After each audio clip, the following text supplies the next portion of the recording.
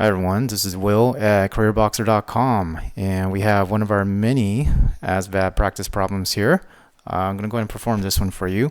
So if x equals 6, what is the value of y in the formula? I like to teach with an aggregate view, means like the big picture, right? So in the big picture in this case means making sure you don't get this confused with other similar problems.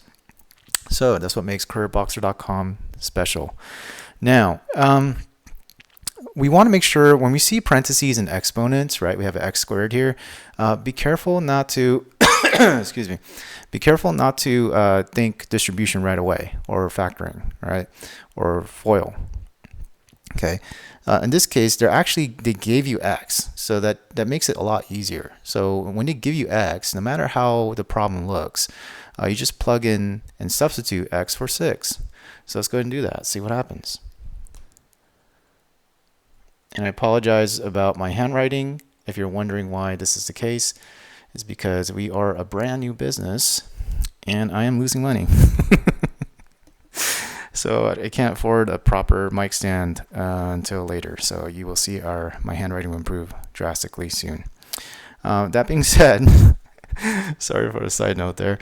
We have y equals, so from there what we do is a game of order operations. It's not factoring, or it's not distribution or anything related to that. Okay, so all we got to do is understand what do we do first, and we just do basic math, right? So here 6 to the second power is first, exponents are first, so we do 6 times 6.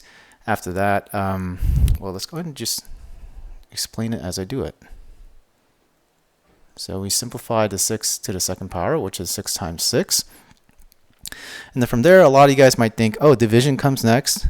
And you guys might do that. Do not do that. You always have to do grouping first. So technically in fractions, anything in the numerator is considered a group. Anything denominator is considered a group. Okay, so grouping is always first above multiplication and division. So we go ahead and finish that group right there. 36 plus 2, which is 38. And then that's going to prompt us to finally divide. So 38 divided by 2, you can go ahead and do long division. 2 times 1 is 2. Bring down the 8, right? 2 times 9 is 18, and that is a perfect 0 remainder. So from there, we know that 19, you can pause the video there if you need to practice that again. So 19 is what we get after we do 38 divided by 2. And then 19 minus 5 is 14.